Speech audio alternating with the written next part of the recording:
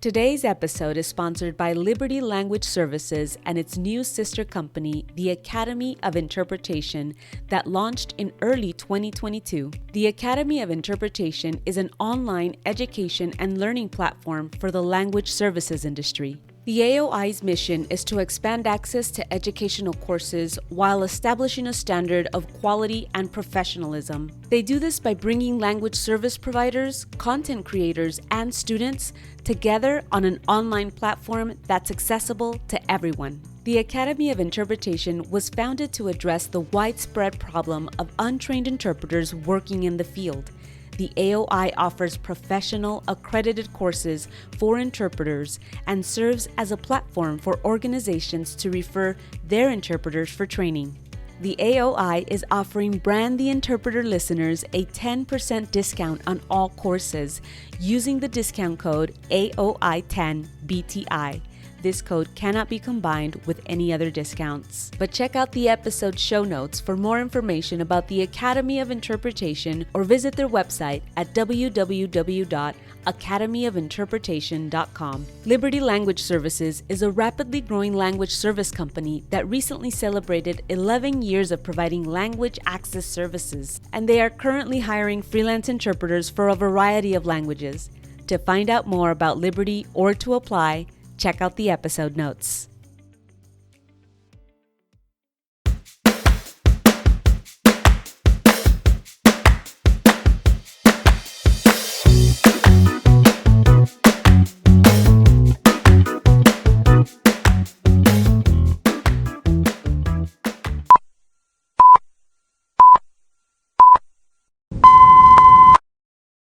Marifer, welcome to the show. Thank you for being here.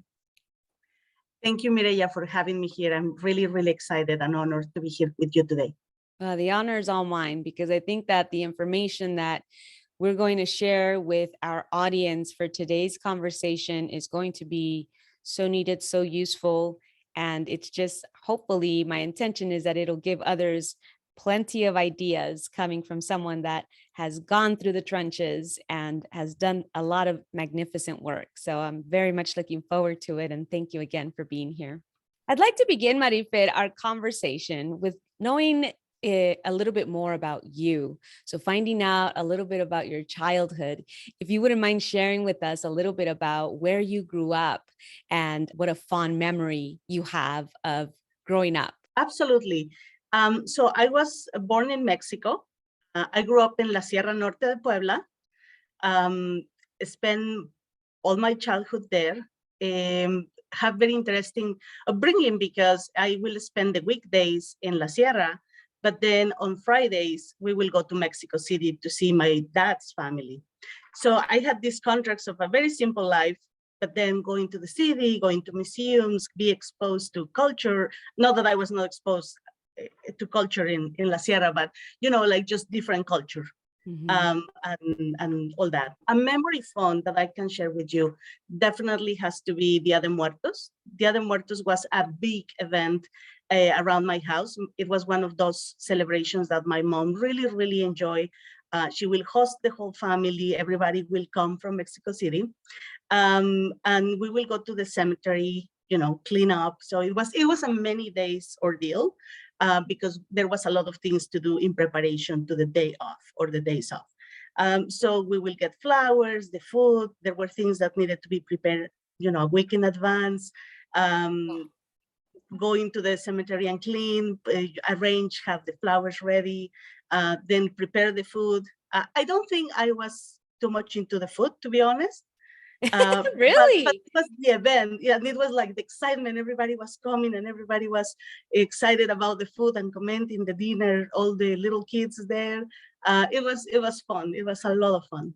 That's so funny because I was just going to ask, like, what was your favorite food while this was all happening? Because some stuff is what one whole week's worth of preparation. I'm sure all the scents and everything that was going on, right? The smells going on in the kitchen. So were you helping in the kitchen? Were you helping to prepare, or were you doing other responsibilities?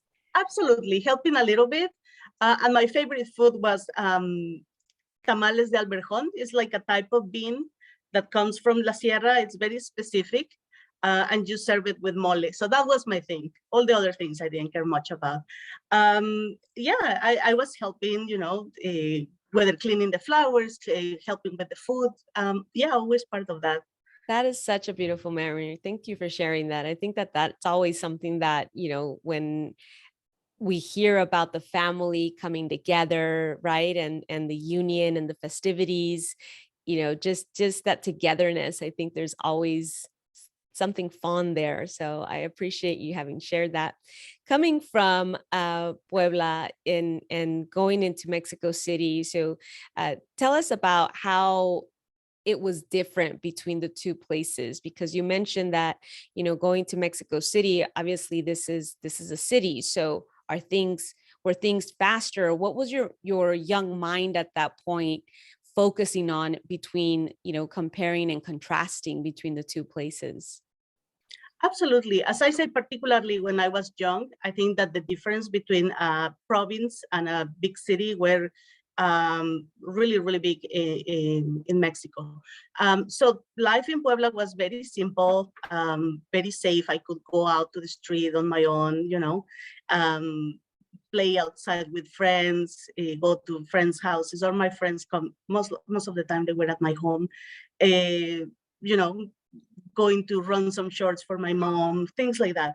In Mexico City, there was always that allure that things were a little bit more, the life was faster. You need to be careful. You need to make sure to stay with a grown-up. You could not just go out on your own.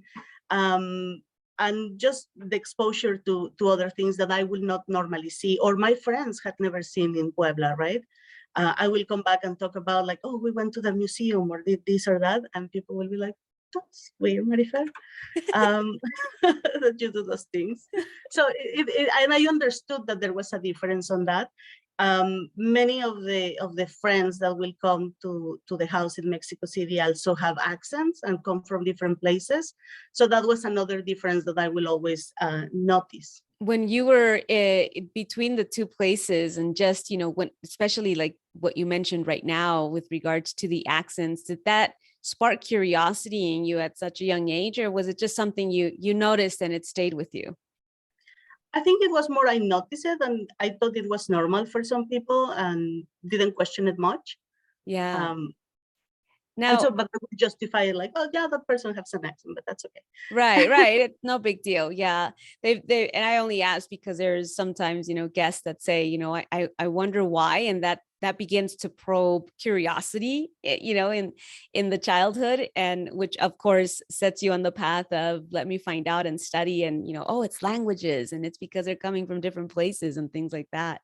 Right. And for me, the association was, oh, okay, it's because they had been coming from other parts of the world, right? How could it be to be there? Or that curiosity is the one that wasn't me. What about schooling? What was your experience like in schooling? Were you going to school in both places, or were you in school in Puebla, or what was that like for you? I was in school in Puebla. So Monday to Friday, I was there. I went to a Catholic school. So that was an interesting experience in itself. To this day, I'm friends with everybody in my class. Wow. We have a WhatsApp group. Really? Yeah, and it's kind of fun because, we hear about their babies or their kids, their marriages and divorces and whatnot. And it's very nice. It's a group that is very supportive. We were very tight. And to this day, we're still there. And a Catholic school compared now, and we'll get into the fact that you are in public school, right? Working in a public school system. But what is a fond memory of Catholic school, or something that maybe just stayed with you throughout the years? Well, as I say, we were very tight. Some of us came together since kindergarten. So we literally have been friends since we were babies. We were a little bit of a rebellious group. We were not happy with the status quo. There was so much control. We were not allowed to chew gum, and that was a big thing for me. So to this day, I really enjoy chewing gum, and I feel like I've been rebellious. So silly.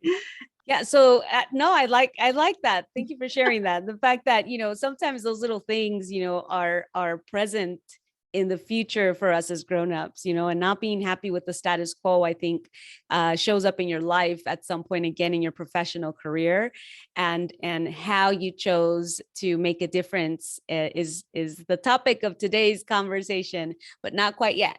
We're still going to get to know Marifer a little bit more and find out and probe a little bit about who you are as an individual before we get to that part. At some point, you move from where you were born and raised and make a huge transition. Walk us through, what led to that major event. How old were you when it happened, and what that experience was like for you? Yeah, well, I was very young. I was still in law school. And I moved from living in Puebla to living in New York City in Manhattan. Yes, exactly. That's exactly how it felt, Mireya. You have the right attitude about that. It was a huge change, but definitely those weekends in Mexico City, those summers in Mexico City, prepare me for that major change. So the city in itself did not scare me. I was like, okay, it's a big city. So I've been in big cities before. Yeah. Mexico City is pretty big, perhaps the biggest city in the world. Right. But what got me by surprise is that I got there thinking that I could speak and communicate in English. And I could write and I could read. And arriving and discovering that I don't understand anything anyone is saying. Because it's not the same to listen to a tape when you're studying English or, follow someone speaking with an accent or whatever, and getting into the real city and hearing all these different accents and all these people going so fast. And, they quick, what do you want? What do you need? Let's go on next. That was something that really, really took me by surprise. And it was very quickly evident to me that I had no idea what people were saying. So it took me a moment to recognize that real life does not match with books and videos and tapes. You're like, wait a minute, this doesn't fit, what I went through, yeah. Kind of like today with Duolingo, right? Like, that's not what Duolingo say. You're supposed to respond, tomatoes are in the corner. And I will not get those answers. So I have to take a moment to acknowledge that, get into a class right away. I was very lucky to have a very early teacher that told me not to work, because I was super focused on how do I remove my accent. And I actually can speak without an accent. And it was that teacher who told me or explained to me the value of bringing your culture into a new life that you're going to have speaking the language. And through these conversations, like I've been reflecting on language forever, almost all my life. It is true, like there is a value on bringing your own accent and your own culture, and for others to have to accommodate you and to have to make room for you, and it's about accessibility. So that was how arriving in New York City was. It was brutal in many ways. It was exciting. Everything was new. It was a lot of things. Wow, you quickly brushed through something that we didn't talk about, which is the fact that at some point in your young life, you decided to take on law school and focus on law. So let's go back a little bit to that point. And was there something specific that led you towards that path initially? Or was it just something you felt that, this would be the right career path for me? So when I was in high school, I actually wanted to be a translator. I started to read Julio Cortázar and Milan Kundera, and I discovered through these readings that they were translating their own books in many cases or translating other things. And I was like, that is fascinating. I want to do that. I want to be able to tell a story and then tell it in a different language and then tell it better or sometimes just right? All those ideas were in my head. And when I went to my parents and say, I want to be a translator, both of them looked at me and they were like, no, like that is not how a career. it works. That's not a career. And they were like, how are you going to become a translator? Like, where are you going to go to study? How, what is going to be the long-term outlook for you? Like, you need to be more practical and all these things. And I wanted to do something that had to do with other cultures and language. That was always in my mind. So with the response of my parents, I was like, okay, what options do I have? What can I do? So my second option always was to do law because I wanted to help people. Right. Particularly in Mexico with the status of women at the time. That was something that I was really interested. And I had some experiences on that regard. So I thought, well, I can add value there. I can go to law school and I can do these things. As I was in law school, I became familiar with international law. And I was like, wait a second, I can still do this. There is an intersection of language and law where I could contribute to the scene. That's so great. I thank you for having shared that. I think that, sometimes we get those experiences with thinking about the profession and our love for languages, maybe even our love for cultures, linguistics, things of that nature. And we never really quite can pinpoint the future as to where that would lead us. And unfortunately, it does become this comparison, if you will, of which degree or which career path is going to be the one that's more impressive, right? Or something like that. And I'm using air quotes for those that can't see me. And unfortunately, because our industry, our profession is not out there exposed the way potentially other professions are, that is, I feel like I hear that a lot when it comes to, somebody saying I'm interested in language or linguistics. Now, if you would be so kind as to sharing, was there something specific that made that decision for you to come to the States as opposed to continuing law school? Was it, did you get some sort of maybe scholarship, or was it family, or was it what was the deciding factor for you to move and make such a huge change in your life? It's super cheesy, but I fall in love. I knew you were gonna go there for so.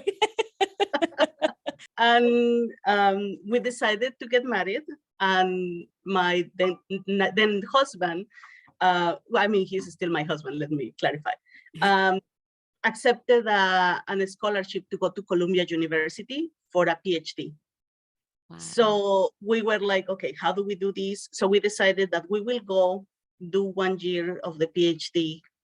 I needed 1 more year of law school. So after that year, we will come back for me to finish my degree.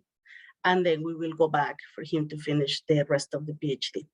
So we both are very rational. So we have this under control. We knew what we were doing. That's how we went to live in Manhattan. And that's because we live so close to Columbia University. I started taking some classes there as well. Mostly end up being English, as I mentioned, because, I just could not communicate. So I could read, I could write. So I could go to the store, write something and show it to the person and say, like, this is what I want. Do you understand what I mean? And most importantly, can you write what you are telling me, right? Because I have no idea what you are saying. Then at the end of that school year, we went back to Mexico for me to finish the degree. And when we were ready to go back to New York City again, it's when the Twin Towers were attacked. We were still in Mexico. We were watching from our TV. And immediately our parents called us and they were like, we were going to travel back to New York City in 5 days or something like that after September 11. And our parents were like, there is no way how you are going back. Please don't go. So we need to change our plans. We stay a little bit longer in Mexico, which was great for me. And then for him to continue with his PhD, we went to Montreal. Wow. So that was how long between, the period that you ended up staying and deciding change of plans? Now, what are we going to do? How long was that period? So the September 11th was September. We make a quick plan and adjust, and by December 31st, we were in Montreal. Now, was there a significant difference there for you in terms of experience and culture shock? What was that like? Well, yes, immigration and mobility and living a country comes with a lot of challenges and with a lot of emotions. I will describe it as an emotional process, regardless of the reason for you to leave a country.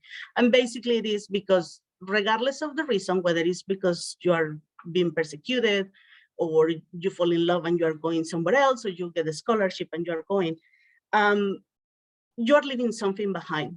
Mm-hmm.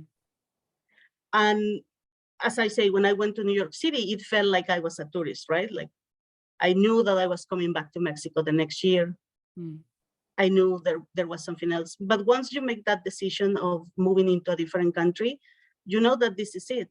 I hope that most people realize that this is it and that you're leaving a lot of things behind. And then even if you go back, you are not going to find those things anymore. Everything changes, life continues without you. And even if you try to come back and be part of that, there is, you are always welcome, but that you were journeying is no longer there. And those are realizations that I hope that most people have. I have them very early on, adjusting to a new culture. So Quebecer culture is very different. It's French dominated. We were foreigners, and it was not an easy transition. I didn't know French. I have to learn French. People refused to talk in English with us. Just because that is the political climate, right? And, nothing prepares you for how stressful settling in a new culture and a new country could be, particularly when you don't speak the language. In the United States, I always have the option, as I say, I could read and I can write. If someone was patient enough, I could communicate. That was it. I wasn't completely isolated. In Quebec, I found myself completely isolated. I could not understand for my life what was going on culturally. I could not understand the political context in a country that I had known, and I saw as an English-speaking country. Living in the French part was really, really different. And really nothing could have prepared me for that. Immigration processes are always stressful and often trigger autoimmune responses among refugees and immigrants, and there is a lot of documentation on that. I was no exception, and suddenly I needed to have medical care, and I will go to the doctor's appointment. Nobody will inform me of my right of having an interpreter. People will refuse to talk to me in English, and I will see everybody in the room talking about me without me being able to understand. So once I was fine again, that experience made me decide that I needed to learn and be fluent in French very quickly. And that was all I was thinking every day. How can I be fluent today? How can I get better and better and better every day? So I did everything on my reach to become fluent, and I did. And I also, in the way, I learned that I was really strong and resilient, because I could just sit down and cry forever for the experience. And I was like, okay, so this was actually pretty bad, and I have resources to make it better. So how is it this for people that don't have the resources? And so that was my intersection of being a lawyer with being so passionate about language that made me decide that I needed to be fluent by tomorrow, and that I needed to help people. What a powerful story, Marifer. Because I feel like obviously our experiences shape the decision-making process, especially if, like you said, we have the resources in order to be able to do something about it. And so we begin first with ourselves. And then, of course, how do we create something that's going to support someone that may have gone through the same experiences or is going through the same experiences that I experienced? You know, is there something that I can do differently to maybe change their experience so that they don't go through the same thing? So thank you for having shared that story. I think that it's powerful, and it really is a great segue into us getting into, you know, how you utilize not just your experiences and your education, and you know, your ability to really think about how to take action and create solutions where you're currently at. So let's get started in the conversation of how did you begin the process of actually getting involved with language in the language industry? What, take us through those steps, how you even started connecting the dots and saying, I'm going to focus on this issue of translation or interpreting and build my way up through, you know, however you started. Walk us through that piece. So as I mentioned, since I was very young, language was a constant in my life. So when I was in high school, my dad decided, which is not usual for Mexicans with my background, but he decided that I needed to do something to start working. He wanted me to learn responsibility. So he was like, so what are you gonna do to start working and doing something? So I didn't know what to do because I just didn't know. So he said, why don't you have like a public desk? I don't know if that's how you say it in English. In Mexico, you call it escritorio público. So the idea, it's a very old idea where people that want to send a letter come to you like a scriber. And you type it for them, you give it to them. So people were transitioning into computers and everything needed to be in a computer. And a lot of people didn't have access to one or didn't know how to use one. So my dad had this brilliant idea that I will do that in my free time. So I have to go and work every day. So the business of my family was a bookstore. So I will go to the bookstore. I have a corner with a computer. People will come and I will type the thing, then print it and give it to them, and I will get paid. So that was my thing.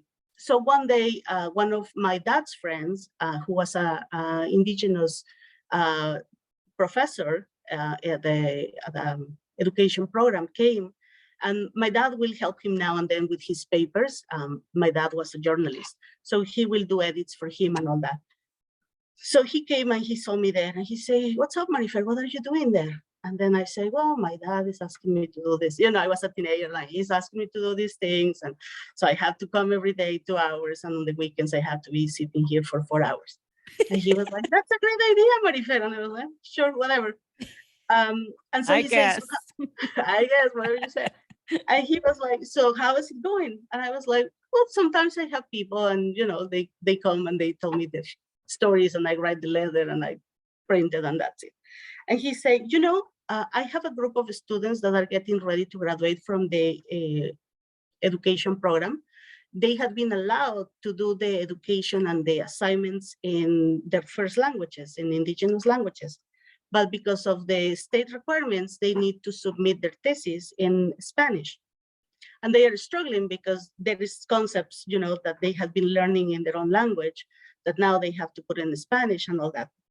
Like, would you be willing to help them typing and then doing the edits for the thesis? And I was like, I don't know, I guess so. Let's try it. So suddenly I found myself reading education materials, learning about liberation theory and Paulo Freire, understanding the struggles that our own communities were having when accessing higher education. And this was transformative on me. It was like, whoa, and understanding politics, you know, all these things. So I spent the next 2 years probably working on those projects. It was really enriching. I learned a little bit of Nahuatl and Otomi along the way.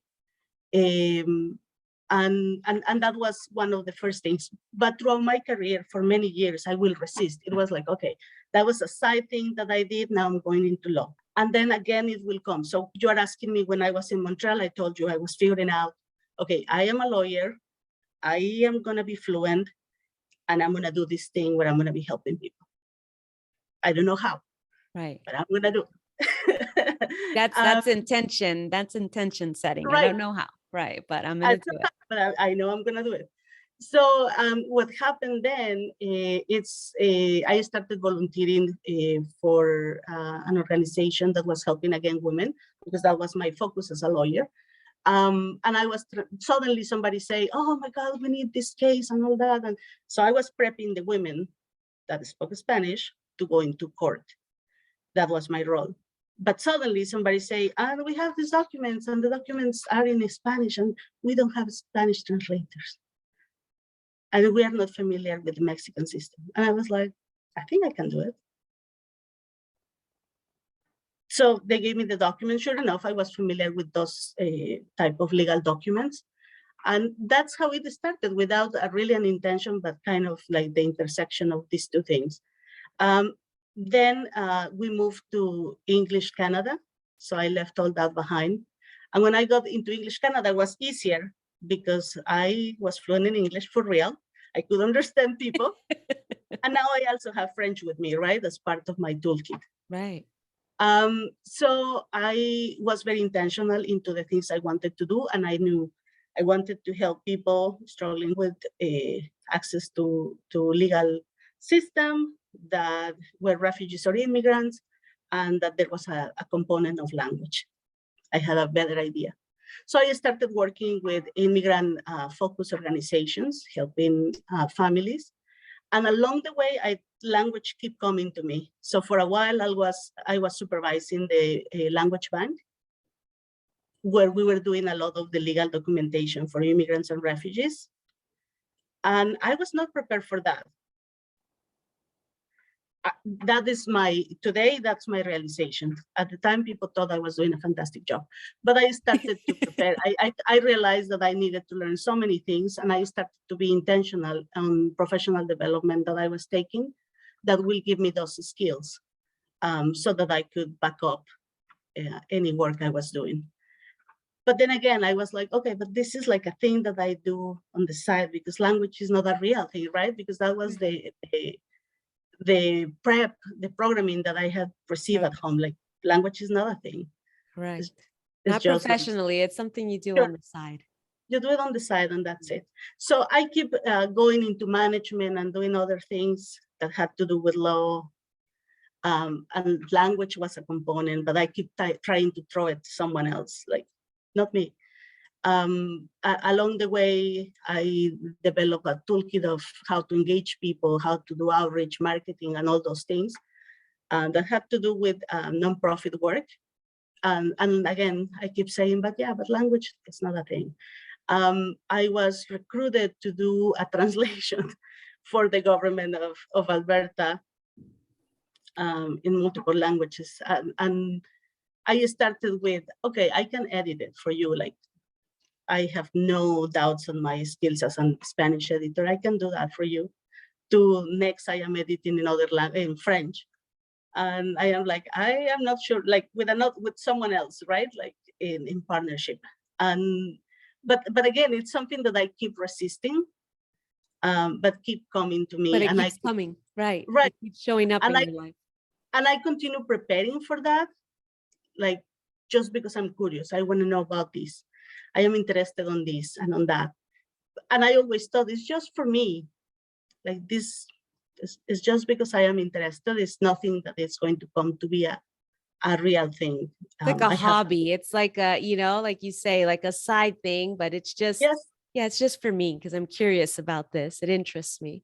And so people started recommending me to do things, and they will be like, just please do it for me. And I will do it like, okay, you're my friend, I'm gonna do it. And I will get paid and all that, but it was not about that. So I had been a freelancer for many years.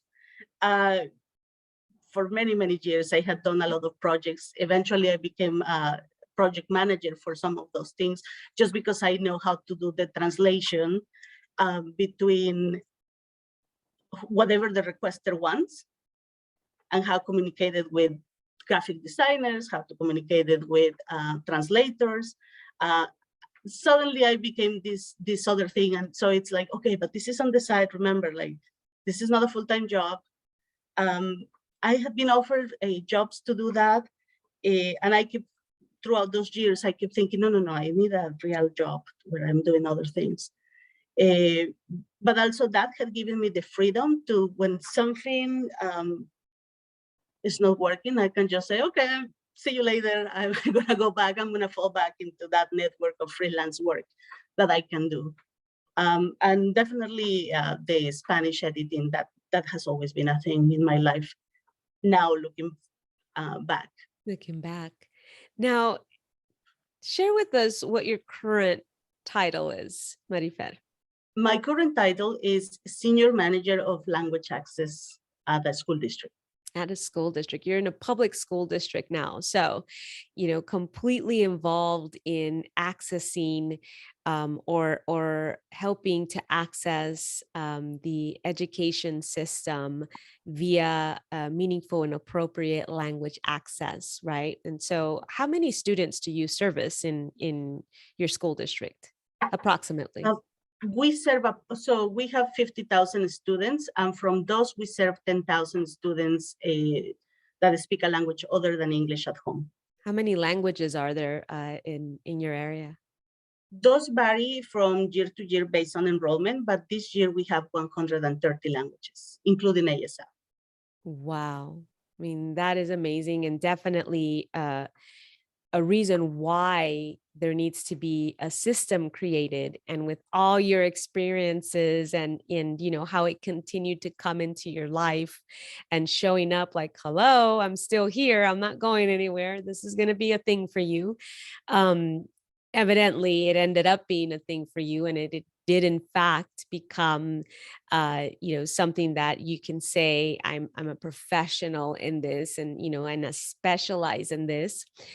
The experiences that you had throughout your journey that led you towards leading such a big project in your school district had to help you, I imagine, define some of these very strong terms, terms that we now begin to see, unfortunately, as a result of a lot of social unrest, right? Especially here in the US, where throughout the years, in these last few years, it seems like, we begin to get back into these conversations that we thought we had left buried in the past. And if not buried, at least the memories, is all that remained. And suddenly we find ourselves as a society going through these topics and things that many people didn't know existed, unfortunately. And these terms that I'd like to focus on for the sake of our conversation are equity and inclusion. And for those of us that work in public education, these are terms that are being utilized more and more. What is equity? What is inclusion? And for us language professionals, the idea here is we want to jump into the conversation for the sake of inclusion and letting people know that language access is a part of the equity and the inclusion conversation. So help us define, in your words, Marifer, what is equity and inclusion? Thank you. Those are very important terms that I had enough time to think a lot about it. For me, language access is definitely the pillar of equity. Equity recognizes that each person has different circumstances and tries to allocate those resources or the necessary resources to create opportunities needed for people to have better outcomes, whether those outcomes are healthcare outcomes, housing outcomes, educational outcomes. Just to expand a little bit on that, as I was telling you, I continue working in the nonprofit and always trying to think language is a thing on the side. I've been trained, I had training for interpretation, for interpreting. I had done interpretations, simultaneous and consecutive. I perhaps do a better job at being a simultaneous interpreter than a consecutive one, but it's not something that I enjoy, that makes me really nervous. it's outside of my area of comfort. But I also receive a lot of training to actually being a translator. And that always had felt more comfortable. And through these things, I started thinking on different elements of how people access things and what are the limitations to accessing those resources. So at some point I was working on a healthcare project, and there was a lot of money and a lot of different organizations and lots of interest in improving the outcomes of the Latino Spanish-speaking population. And as I was thinking on the barriers, I thought that the real barrier there was that the Latino population did not understand what we were trying to achieve. Mm-hmm. We were talking too high, all the physicians, this terminology and jargon. So that was one element. We needed to use plain language. And the other element was that among the Latino communities, there was not a health literacy understanding. This is back in the day before health literacy was a thing. So I created, I was charged to create the health literacy pathway that included simple things like, are you taking your medications? So you have a list of the medications that you have, right? Like those are things that culturally we don't do that. We just put all the medications in a corner, and so hopefully we're going to remember which one we need to take and if we had taken it or not. So creating those elements, and this has to do with equity, because oftentimes we think that as we're doing the equity work, and that is because I say that language access is a pillar, we think that that is enough to say that we're doing equity work, and we forget that we actually need to be able to communicate in a language people can understand the things that we're trying to convey, and that language, even though you're translating or interpreting, has to be accessible for anybody, regardless of the educational level. So that is, I'm going to stop there. Your second question was about inclusion. And well, inclusion is even a more complex term for me, because everybody that I know, I believe that are truly trying to be inclusive. If you ask anybody, they will tell you that, yes, I want to be inclusive, and show me how, or tell me how. I don't think anyone wakes up, or I don't know anyone that wakes up in the morning and thinks, oh, how I can block more people, like how can I block this group of people from joining? I don't think so. However, there is a lack of understanding that one thing is to include somebody, so bring a chair for you to sit down next to me, and the other thing is to create access for that person to participate meaningfully. So when I bring someone that speaks a different language and I have the person there, I am doing a check mark. When I bring an interpreter for that person to understand what we are talking about, when I translate the documents in a timely manner and I put them in simple terms so that the person can understand what the discussion is about, then I am creating access. Those two terms need to be addressed and understand hand to hand. And if you are not doing both, then you might as well not do any, because you're just checking one in your to-do list, what you need to do. That's so powerful. It's so true. I think that, particularly in the education system, many of us tend to feel like things that are done to check off the box in the list of items that need to be done to comply with, legalities or things of the sort. And so I'm very intentional when I use the word meaningful access and appropriate access, because there has to be more intention than just the check off of a box to indicate that, yes, that you complied with the bare minimum.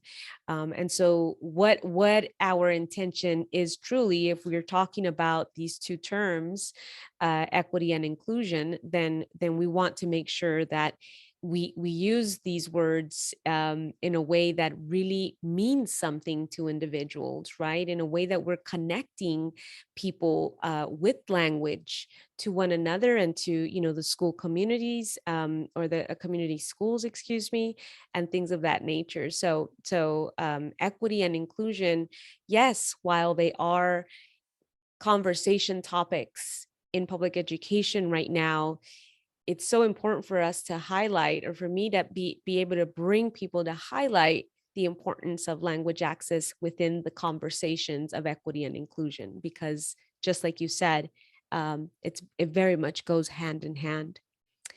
Talk to us, Marifer, about your current role and how you support language access to school-related programs and services. Give us a little bit about how you got started and if this role already existed and you continued somebody else's work and expanded it, things of that nature. Walk us through this journey of yours. So as I was saying, I work in the health literacy pathway, and that got me thinking a lot about linguistics, the use of words, how words are used to continue oppressing people, but also can be used to lift communities. So with those thoughts on mind, I move on to do many other working in different roles in management and whatnot. And at some point, I just thought, actually, what I need to do is to move to work into language. Like that is the thing, that is the key. And I have this kind of epiphany where I really need to do that, and I don't know how. So as you can see, I manifest a lot of things. And I was like, I don't know how, I don't know what is next, but I think that it will be great if I have like a big system that does not exist that I can come and build up from the ground up.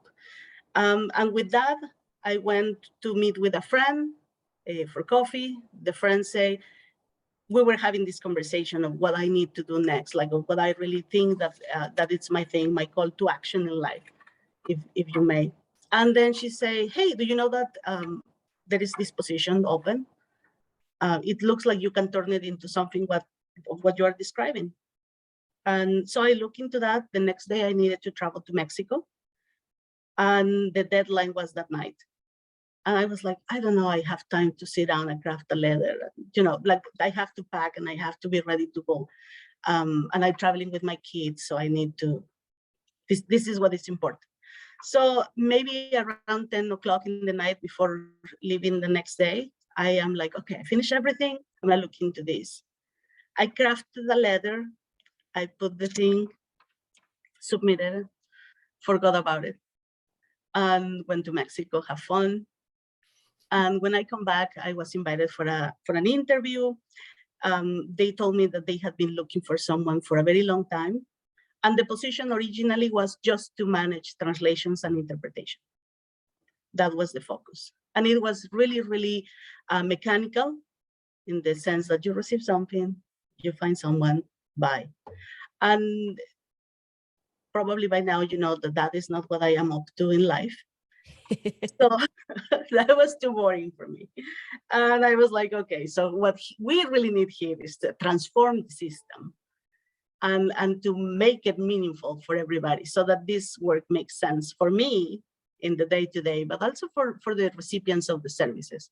So I started to bring up the concept of language access, and people were very resistant to that. They will tell me that didn't mean anything, and I was like, that's because you don't read the laws, and that's because you're not informed, but let me help you. And that's kind of my approach. So I started to develop systems and to put training opportunities for staff in place, not for interpreters at that time, but rather for those that needed to provide the service, because those were the ones that needed the most help. Correct. Then I started bringing professional development opportunities for my staff, for language access specialists, for translators, and I started having this vision of what this will look like and what were the areas of improvement, not only for the district, but I like to tackle problems of practice that everybody knows. Everybody knows that this letter is complex, it's going out, nobody understands. Then we receive 100 calls and then we need to figure out how to explain it. So if we know that, why don't we just write a letter that is simple and that everybody will understand in the first place, right? To me, that is very evident. And I also understand that it's not for everybody. So I try to have, whenever people let me, I try to go and whisper so that we can do things and solve some of those institutional problems of practice that consumes our time and energy, where we could be putting it in better place and better use. So my first year here, was around doing a needs assessment, I felt really strong that the fact that people thought that we were a department that just do things was problematic. Because that is the problem of the status of the profession. People think it's an industry. You just go, put the things, comes out on the other side. Yeah. And it's not. There is a lot of an assembly line. It's an assembly right. line. Yes. That is super problematic. So for me to change that narrative and make people understand, and this is something I use a lot on my trainings, you can do this for two reasons. One is you're a very nice human being and you want to give access to others because you believe that they deserve to navigate the world and experience the world the way you do, just because you speak English or just because you were born in this country. Also, you have the option of not being a nice person and have to do it because you have to comply with the law. And I'm okay with whichever you want to do, but let's just give access to people.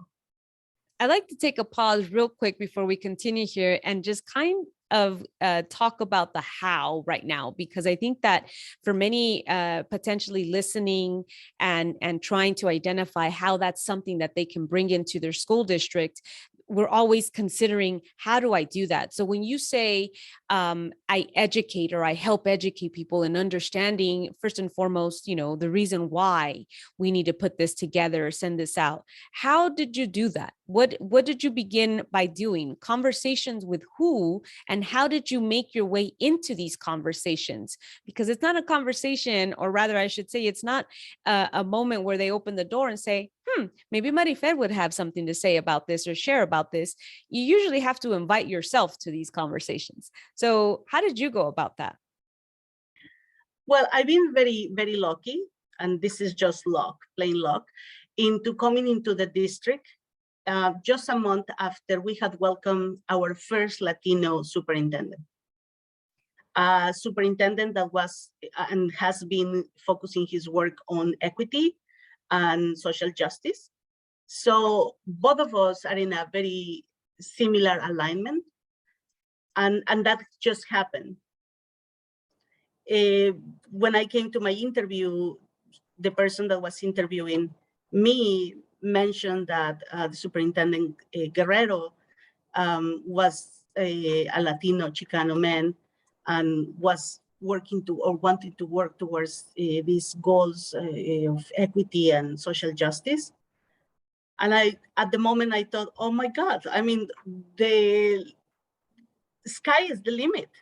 Because if him and I are in an alignment, which seems that we are, there is so much advancement that I can make for language access. You figure we can conquer the world. However, even when you have a bilingual individual that understands the need, that may not necessarily transfer into understanding language access and how that plays a role in conversations of equity and inclusion in a public school system. So, absolutely. Right. So there's still a conversation and education to be had. Right. And as I was saying, I'm lucky in that philosophical alignment because it makes it easier for me to start pitching to my immediate superior and then to pitching to others and then start writing and start saying, hey, had you considered this? I hear you that you want to accomplish this vision. Had you considered that bringing interpreters and using the power of language access will bring more people to the table? And people around here can tell you that I am not a quiet one. So I just keep bringing it up to whoever wants to listen. And people have been seeing the results since the beginning. And so there has been a recognition of certain events, certain things need to include language access. There is still a lot of work to do. Right. There's always so much work. Yeah. I don't want people to think that, oh, this is perfect and we live in the perfect school district. Right. We probably don't, but there is a lot of advancement that I see. We are a national model for the work we do on language access. And and I appreciate the support that I had received from leaders. Without that, it's difficult to do it, and I understand that. What have been some of these major impacts as a result of ensuring that language access is part of the conversation? What is one of those highlights, Marifer, that you say, wow, we've come a long way. And like you said, there's always more work to be done, I think, in any area, right? That there's always room for improvement. But you can look back and think, we've come a long way from where we started, at least. What would you say that would be for you? Definitely rebranding the department from translations and interpretations to language access, and then starting a low-key campaign where I will go to different departments and talk about language access and talk about my experience. I think that it brings a lot of credibility when you hear me having an accent and you hear me telling you that I also have been on the other side of the spectrum where I didn't receive an interpreter and I couldn't communicate in the language. So I'm not just telling you concepts that I learned. This is a lived experience as well, on many different fronts, right? Like I know what it's like not having the service. I know what it's like to learn the language. I know what it's like to be an interpreter or a translator. I'm not just coming here with things because I like to talk. I have gone through all those experiences, and I think that is powerful for people to hear. Having those, being part of those early trainings across the district for new educators and new principals, and describe these experiences, but also how these have the potential of increasing student outcomes is important. Just professionalizing the department in itself. That has been a big difference, like bringing professional development to staff, bringing the tools that we need, and saying like, yes, we can do this like any major company, but we need to do the work. I love the rebrand, obviously, brand the interpreter, rebranding, but particularly because you mentioned this a little bit earlier in our conversation, that words have power. And yes. So what is the intention behind the work that we're doing? And in your case, I love it, just totally love it. Moved out of translation and interpreting and into something that's more powerful, more meaningful, language access. How much time were you initially given to have these conversations, Marifer, when you were doing, I love that you called it your campaign, right? You're going out there campaigning and advocating for, for your topic. I call it my road show. I go out there too, and it's basically the same thing. That's what we're doing, right? We're going out there campaigning for the cause.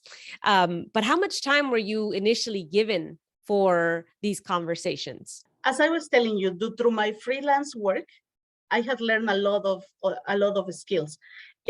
Sometimes because the companies that I'm working for will come and say, hey, let's prep you on this. We have this free training, go for this. So that is where my marketing edge comes from. I am good at being a spokesperson and advocate and do that rebranding and branding. I think initially, probably in the 3 first months, I sit down with whoever wanted to listen, that have certain influence that will get me into classrooms or in front of people to expand and to have a bigger reach. I did that. Then I think 2 or 3 years ago, I decided that I normally tend to be very private in my personal life. But 2 or 3 years ago, I decided that I need to make this bigger, that my purpose is to transform the system at the nation level. And we were ready, and I started to use Twitter. And through that, I started to spread the message and try to give more information and tools. And the reason for that was that I started to receive calls from other school districts, wanted to learn what we were doing. And so it was clear to me that there was a space to lead the language access in education, that there was a need to follow a model. And we had the resources, the tools, and the experience, and we could do that. So that was part of it. So I will say there has been intentional work at different times. So at the beginning, as I say, the first 3 months, it was like, just let me rebrand. And these are the reasons. Yeah. There have been other times when I wanted to implement a scheduling system that it was like, let me bring this scheduling system. Listen, this is going to, and I am a lot about efficiencies in life too. So if I can spend 7 hours doing something versus 2, why not give me back 5 hours of my life, right? So that's how my brain works in terms of what I'm hearing and words and languages mean. And I sometimes could be obsessive thinking about those things, because I'm sure that through conversations and through whatever I'm reading, there is a subtext that I could be missing, that I need to get to, and that maybe that is the one that is going to help me getting into the other person, like get through with my message. I am sure always about that. And I think I have been correct about that to this moment. I try to think how my message is going to go to certain audiences so that they are open to the message, to the potential ask that I'm making, and that. And I'm one that ended up coming across, your very intentional campaign, if you will, with regards to what you're doing because of an article that was published. And so I want to get into that and how that came to be. But for those that are listening, that potentially are striving and are hungry for some sort of system and systems of support for maybe their own roles, or maybe they're ready for something more within their school districts, some more structure. We tend to tell our stories and always, it seems superficially like, okay, we go from point A to point B in this direction, linear, which is great. There's always challenges along the ways, right? I mean, right? Right. Right. And so for you, Marifer, what would you say with the many challenges that you faced? What was the biggest challenge in the creations, in the structures, in the rebranding, in the conversations, in a system where this system does not exist, where the term does not exist, where sometimes even the understanding of bilingual versus trained interpreter translator, there's absolutely no knowledge of? What was your biggest challenge in all of this? I think that the biggest challenges that I see across educational systems, not only mine, but others, are two. One is shifting the narratives, not seeing interpreters as the enemy that comes from outside to join the educational system and sometimes wants us to look bad in front of parents. That is not the interpreter. The interpreter is your bridge to families. It's the person that is going to help you navigate a different culture and should be seen as part of the educational team. That does not mean that the interpreter is going to say that everything is fine, or so many assumptions that people have about interpreters that I don't want to go into. But shift, I know but shifting that narrative is one part of it. The other narrative is the translators are not invisible. Right. It feels, and you're a good translator when others don't look at you or cannot feel you. But translators are humans. Humans translators are better. And so changing those things, understanding that there is the reason why we need time to translate is important. Understanding our process are as important as the ones of the original writer. It's important. And then shifting the narrative of staff that are supposed to bring language access into the different families, to understand that they have to request the service, again, either because they are good people and they want to give equal access and meaningful access to people, or because they are not nice people, but they want to, be in compliance. or maybe they are good people, but they don't know and they still want to be in compliance. I just don't want to be controversial about that. But making sure that people understand those things, what it does to families when they have language access, what it does to our students when they can have an equal opportunity to move up in life. Yeah. That is one of the challenges. The second challenge is funding, right? Particularly during a crisis, particularly as I think the educational system is changing forever after COVID. And so remember, of course, schools and classrooms are the most important thing. Having teachers in the classrooms is important, but it's just as important to have enough interpreters and translators. School systems are complex. It requires a lot of personnel of different categories. Teachers is the most obvious, but there is supporting staff that also need to be included in those conversations, services that need to be taken into consideration, because we may want to be equitable and socially justice focused. But if we are not providing the means and the tools for people to participate meaningfully in decision-making processes and other things, we are gonna fall short. And right now, it's a crisis with interpreters not wanting to come to classrooms because they are seen as, potential focus for infections or things like that, being paid better by the legal system of the healthcare system. So we were coming out of the pandemic with a lot of challenges as well. And we need to rethink how we're engaging with interpreters, particularly to provide services. And I'm working on that. Yes. I want you to know these past 2 weeks, that is the one thing that kept me up at night. And if they keep you up at night, then that definitely means that we're just, like so involved, full throttle, heart is involved if that happens.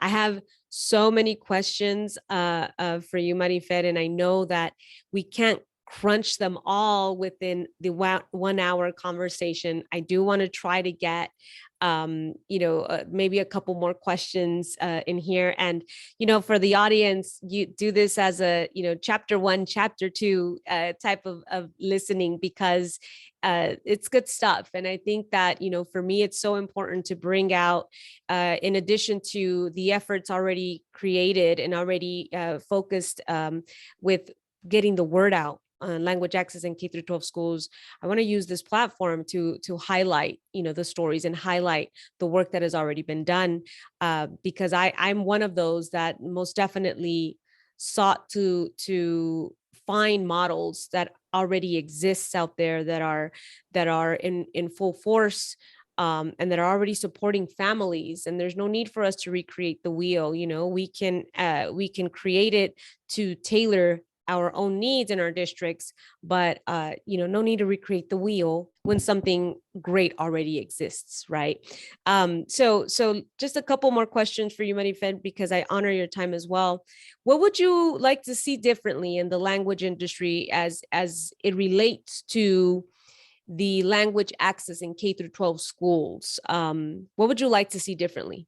I could like to see, just in general, that the language industry, it's seen as a profession. I think it's big and overarching. That's the one thing. And that will do so much good to everybody. Me too. I'm with you on Looking that forward one. to that. Very much. What recommendations would you make to school or district administrators regarding language access? And with that, or in addition to that, what about the language professionals that are working in silos without any systems of support? So, first that district administrator, and then for the language professional that's in the school district without any support systems, what recommendations would you give them? I think that the recommendation for people working on silos, it's a twofold. First of all, do not sit down waiting for someone to come and rescue you, because that will never happen in life, unfortunately, right? And I'll go back to that experience in Quebec. And that is where I always go back. I cannot sit down for someone to come and do it for me. I have to do it myself. So start feeling empowered, start trying to be smart about it, trust that you have the skills and the knowledge and that you are the expert, and try to win hearts one by one. Ooh, win hearts. Love that. When you are doing things from the heart, you know you are in the right path. That's right. So let your heart be the leader, and the second part of this is learn to collaborate. Sometimes we are working in silos because perhaps that's the culture or the structure of an institution. So having a voice and then going and collaborating, winning those hearts so that people want to sit down with you and are open to receive your message. And every individual need to find out what is the piece of value that they are bringing. What is the value that I bring to this conversation? What is the value that I bring to this work? And focus on that. Don't try to do everything, but rather just figure it out. Like, this is the problem. What is the value that I can have or I can add to this to solve this situation? And if you go for those things, you're setting yourself up for success. And don't be afraid of failure, right? Because sometimes it might be that other circumstances are not there in place and you're gonna fail, and that is okay. At least you're trying. Thick skin is really, really important. That is my legal side telling me it's okay. Have some thick skin and know that, yes, that, you know, if it were easy, we'd all have, right, the systems of support in place already in all school districts. It would if simply it was be a part. easy, you and I will not have jobs. Exactly. Yes, no, it's definitely an uphill battle, but I think you mentioned the very key thing in continuing, if it is in fact a battle and we're seeing it that way, and continuing it is having a heart to do so. So that's very important, most definitely. What about administrators?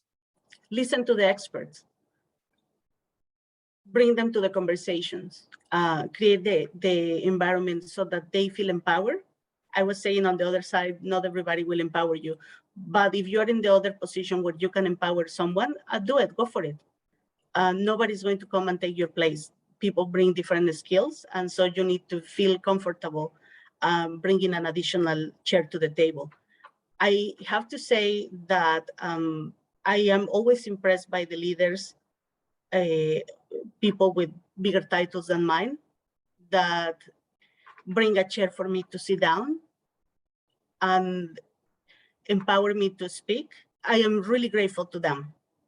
So I know it feels right. So whoever has the opportunity to do that for others should do it. Yeah, and that's true leadership. You know, when you're That's hiring true people, leadership. yes, and They for should their not be skill afraid set. of someone like me or you That's that come right. talk about different things. Instead, they should see it as an opportunity for their organization to grow, Yes. let alone themselves. Let alone So themselves. Yes. And enter into really in-depth conversations. And I think that bringing in the person that is most appropriate to speak on that topic is, I oh, so many good things, Marifer, like open the door, pull up a chair. yeah. That's powerful. Yes, So and I have to say, in the district, I have had those opportunities with many leaders that are now gone and with leaders that are still here.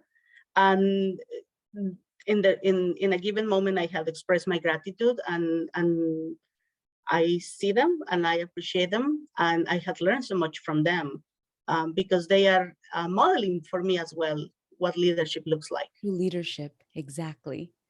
Ah, chills all over. Oh, so good. So good. Well, Marifer, we're coming to the close of our conversation. Unfortunately, I think listeners already know that whenever I bring someone to the table for us to talk about back and forth this very important topic, I could go on forever.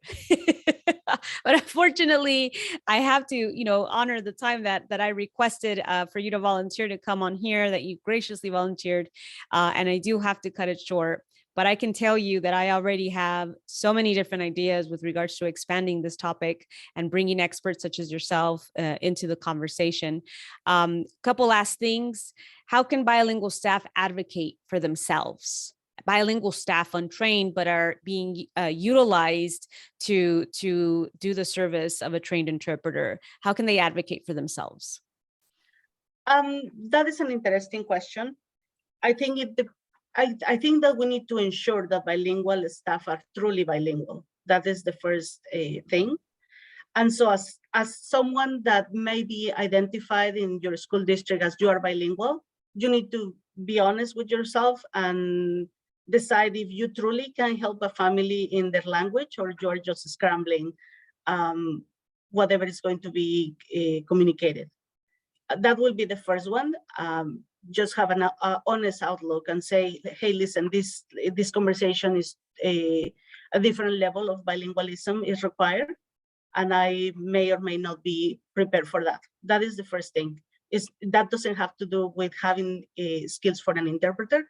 That has to do straight with whether you can communicate in both languages. So that will be my first one. So if you are not, the first recommendation is that you recommend to get an interpreter. Yeah, I think that's, and it's full stop, because just find out what systems are available so that you're able to offer that, so if it's not something that is you're able to handle, be able to identify what is available for the district and how can I recommend that, rather than you coming to me because you've identified me or deemed me bilingual enough to perform those duties. So excellent points. With the collaboration piece and with the going with your heart, right? If you are trying to do what is best, you will say, hey, no, I really want the best for this student and we should get a professional here. The second piece is for people to collaborate and leave the egos at the door. Like, it's okay for me not to be everything for everybody. So let's bring an expert. Such great stuff. Last question, Marifer. Where can our listeners find out more about you and the work that you do? Well, as I mentioned, I am active on Twitter and LinkedIn. I don't think I have my Twitter handle, but probably something like Marifer Sager. And you can see examples of my work at pps.net and at ppsfamilysupports.com. That is a fully multilingual site that we had prepared using language, plain language, and then translating from there. And I'm very proud of that. I think there will be an article coming up about that website. I am going to be linking not just your social media handles and your websites in the episode notes, but also the article that brought me to you, and any other article that is out there, because there's more than one highlighting the work that you're leading out there. And I, for one, am very much grateful and appreciative that one day you decided to make the work public, to take it out outside of the structures of the building that you're working in and the organization that you're in, to be able to become a model of language access in K through 12 public education for those of us that are navigating this topic alone, or so we thought, and be able to tap into something that makes us feel connected and rooted to the cause. Because I think that sometimes we find that maybe we feel alone in trying to make a change or a difference in the work that we're doing. And so when we find others like you that have already started this and that truly believed in what you were doing, it makes us feel like we are definitely connected and that we're on the right path. So I, for one, thank you very much for having shared all your knowledge and putting it out there for public knowledge for those of us seeking that guidance. And of course, for the opportunity to have this conversation with you today and allowing me the opportunity to share your story and the story of the work that you're doing and you're leading out there. So Marifer, once again, I want to thank you. Thank you so much for being here today. Thank you so much, Mireya, for your words. I received them with a lot of humility. I am humbled by your words. This is, I want to make sure that people understand that this is not about me. I am very grateful to my team, because without them, the work would not be coming to life. I am super grateful to the district because I have this opportunity to conduct this work, this important work. I am grateful to all my peers across the country for the support, for reaching out, for continued trying to implement language access and do what is right for families. And most importantly, I'm grateful for families because they trust us with our ability to communicate what they need to hear in a language they feel more comfortable with. And without them, we will not be here again, I right? completely agree. And thank you so much, Mireya, for the amazing work that you are doing, for taking me into consideration. I am really, really honored to be here today. I had seen a lot of friends and colleagues participate in your podcast, and I am just honored to be one more now, counting myself among them. Absolutely. It takes a village. I think, Marifer, you said it best. And so, I want to give credit where credit is due, but it also takes that one person to first plant the seed and for people to see it grow. So thank you once again, Marifer, and we'll be in touch. I'm sure of it. Thank you. And thank you to your audience for listening today. Yes, thank you.